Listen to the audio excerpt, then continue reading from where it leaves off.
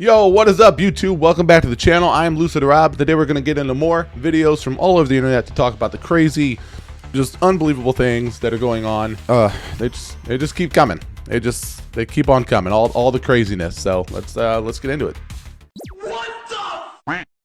I don't believe there was an original war between men and machines. Okay. Humans basically reprogrammed these machines that we had fully under control to be our caretakers. The Matrix is just this internet that we've already designed that we are now just getting plugged into to just live a life and have a simulation while the machines are rebuilding our world. There was a small group of humans that said, no, like, I don't want to live inside that world, so they broke away. So they start waging war against the Matrix and against the machines. Yeah. So the machines fight back as they're programmed to do to like stop them from unplugging and killing humans. And the agents are created, placed in the Matrix to monitor people, to fight back against Morpheus's terrorist cell. There's a theory out there that Morpheus is actually bad. His ship is called the Nebuchadnezzar. Right. This was the name of the king of Babylon. Of course, the opposite of that being Zion. Yeah. Morpheus is also the name of the Greek god of dreams. His evil job is keeping people convinced they're made to escape, feeding them misinformation, controlling their dreams. Zion is the Matrix.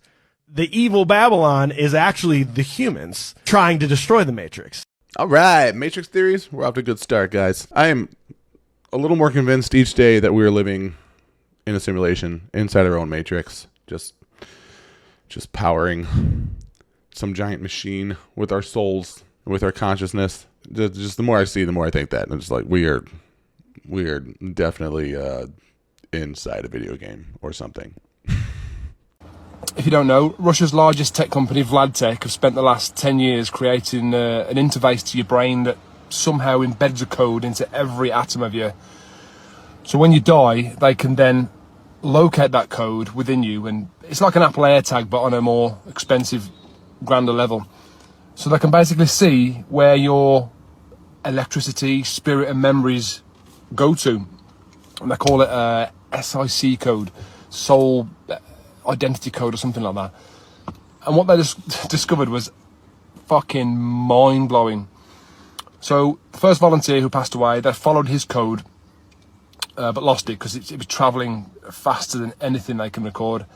An hour later, when the computers caught up and refreshed, if you like, the SIC code settled in another galaxy called, I've written it down somewhere, Jade's GS-Z140, which is over 1 billion light years away. It's one of the furthest galaxies that we know of.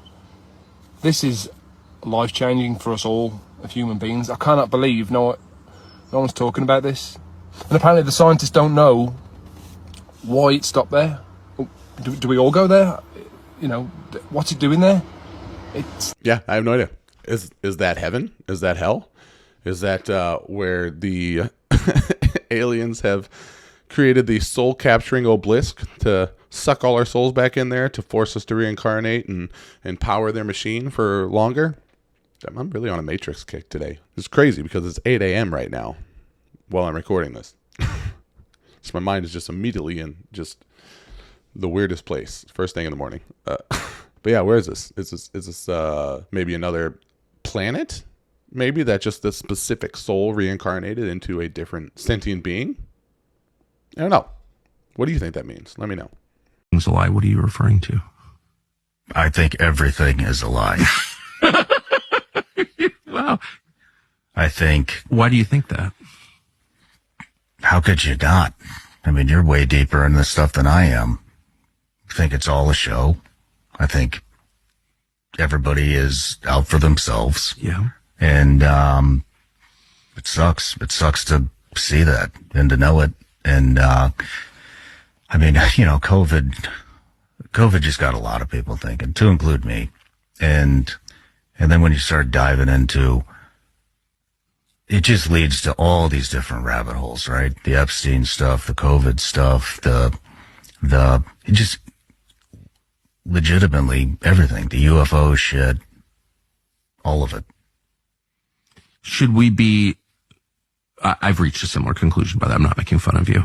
Of course, I agree with you. But should we be shocked by that? Or does it say that really explicitly in the New Testament? And like, we're just dumb and naive if we thought anything other than that. Well, I mean, and it says, right? I am the only truth. Yeah. I am the truth. Yeah, and Satan runs the world, by the way. It says that. And so I think everything is a deception. Everything. Maybe even our whole reality is a deception. All right, guys, we're going to take a quick break right here so I can tell you about my new book, Vital Signs, Resurrecting the Dying Parts of Your Potential by Robert Walsh. I've been working hard on this. That's why I haven't released a video in like a month. I've just been finishing this up. But it's available on Amazon. You can get the Kindle for $1 today, or just get the paperback or the audiobook. It's all on there. It's a personal development book. It goes into psychology, basically just to help you get over imposter syndrome, self-doubt, comparison paralysis, where you compare yourself to other people and it makes you feel bad. Like, lots of stuff I've learned over the years, building businesses, overcoming addiction. It's really cool. So the link is down below. Special link for you guys to get the Kindle edition for 99 cents today if you want, or you can just order the paperback and have your own, great quality Vital Signs paperback. 210 pages. Thanks. Those striking stories about reincarnation comes from Trutz Hardow's Children Who Have Lived Before. And one of many fascinating tales in that book, a boy from Syria told his parents that he'd been murdered by a man with an axe. He was born with a large red birthmark scar on his head and explained to them that he was murdered in a nearby community. They ultimately took him before the village elders, sharing several details about his past life. The group decided to travel to neighboring villages to understand if this identity could be established. Dr. Eli Lash, MD, a prominent physician in a nearby region, was invited to come along because he was interested in reincarnation. The first 2 villages conjured no memories for the child, but the third village, familiar names and places were named. Eventually, they came upon members of the community, and he pointed at one man, saying, "I used to be your neighbor. We had a fight, and you killed me with an axe." Dr. Lash then observed that this man's face suddenly became white as a sheet. The 3-year-old then stated, "I even know where he buried my body." The boy then led the group, which included the accused murderer, into fields that were located nearby. The boy stopped in front of a pile of stones and reported, "He buried my body under these stones and the axe over there." Excavation at the spot under the stones revealed the skeleton of an adult man wearing the clothes of a farmer, and on the skull, a linear split in the skull was observed, which was consistent with an axe wound. The man confessed, and they found the axe buried nearby. It's just changing the clothes you're wearing. You wear one set of clothes today and another tomorrow. Consciousness, or the soul, or the Atman, continues on beyond these lifetimes. Quote, "Worn out garments are shed by the body. Worn out bodies are shed by the dweller." Oh, nice. That quote was from the Bhagavad Gita. I started reading that, actually, and then I stopped reading it because I had to finish working on my book and had to stop reading others' books. But super good book, by the way. Bhagavad Gita, Indian philosophy. But again, back to reincarnation. Do you think the reincarnation is just literally like us, like our souls being recycled to power some giant machine or entity? Because a lot of people say don't go to the light. Like, the light is a trap. Like, when you die, like, if you go to the light, you'll be reincarnated instead of like actually like being free. So what, you're supposed to like just walk into the dark? I don't know. I'm not really sure how to navigate that, but that's just what I hear. I don't know who needs to hear this, but Joe Biden didn't just get cancer yesterday. He's had it for years. They've just been lying about it until right now. This is not speculation. If you have prostate cancer that is spread to the bone, then he's most certainly, you were saying, had it when he was president of the United States. Oh, yeah. He did not develop it in the last 100, 200 days. He had it while he was president. He probably had it at the start of his presidency in 2021. Since 2021. And these are the same people who just a year ago said Biden is the most fit they've ever seen him. I undersold him when I said he was cogent. He's far beyond cogent. In fact, I think he's better than he's ever been. Intellectually, analytically. These guys are all freaking liars. They only tell you the truth when it doesn't matter anymore, like right now. The funny thing about this whole thing is that Biden himself said that he had cancer 3 years ago. It had to put on their windshield wipers to get literally the oil slick off the window. That's why I and so damn many other people I grew up have cancer. The White House at the time called it a gaffe and said he was referring to some other time that he had cancer. Yeah, sure. Truth is, Joe Biden was really never president, just a prop. Say it again. Say it again for the people in the back. He was never running things. Never running things. He was a puppet for Obama or the Clintons or whoever was doing the bidding, writing the scripts, telling him what to say, what to do. He was a fall guy. He just took the blame. He was a talking head, a caricature. What if I told you that the harder you try to manifest your desires, the further they slip from your grasp? What if the very act of trying is the reason your dreams remain out of reach? You see, the universe doesn't respond to your effort. It responds to your state of being. And here's the paradox. To get what you want, you must stop chasing it. The universe works like a reflection. It doesn't hear your words or your pleas. It feels your energy. When you try, when you push, you're signaling one thing: I don't have it. And so the universe echoes that back. More waiting, more longing, more lack. But when you shift your state of being, when you act, feel, and live as though what you desire is already yours, the universe adjusts. It matches you, because it always mirrors the energy you embody. Think about this. Have you ever noticed how some people seem to effortlessly attract success, love, or abundance? It's not luck. They've mastered the art of being. They don't wait to feel abundant, they radiate abundance.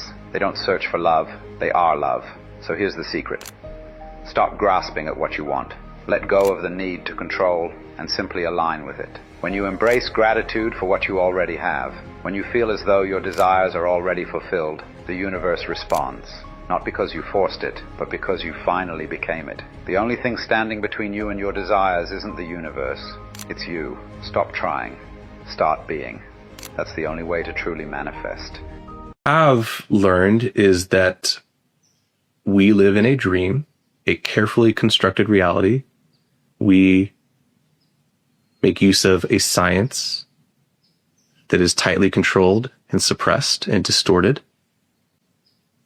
I think we are left behind.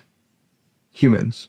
I think normies, the normal humans, the people have been left behind. Us. Mm-hmm. People need to understand that we might have freedom of speech, but that has been subverted. We do not have freedom of inquiry. We are blocked from learning what we need to know. Just in the public world, we are blocked from advancing in science. We are taught false science intentionally to prevent us from learning more. We live in the matrix. Literally just being directed in the wrong direction intentionally to avoid ascending, to avoid progressing, to avoid learning more than we are supposed to, right? So what do? Well, we try to become the best versions of ourselves, and you can do that by checking out Vital Signs, Resurrecting the Time Project. Link below.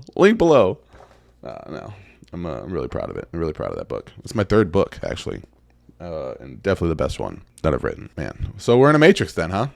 That's cool. We're living in a designed world that was made to benefit everyone but us, even though we're the ones powering the thing, right? But anyway, that's it for today's video, guys. Thank you. I'm back now. Like I said, I took a few weeks off. Just needed a mental break. Needed to really just finish some things and tie up some loose ends. But we're back, baby. Lucid Crew. Love you guys. Thanks for sticking with me. This is your first time here and you made it this far. Thank you for watching. If you liked what you saw, consider liking, subscribing, checking out my book. If you like audiobooks or Kindles or paperback books, it's all available. I really appreciate the support. Comment below and let me know what you want to see in the next video. And thanks again, guys. Let me take this off my head now because it's incredibly hot in here and I have the sun shining directly in my eye. Until next time, peace.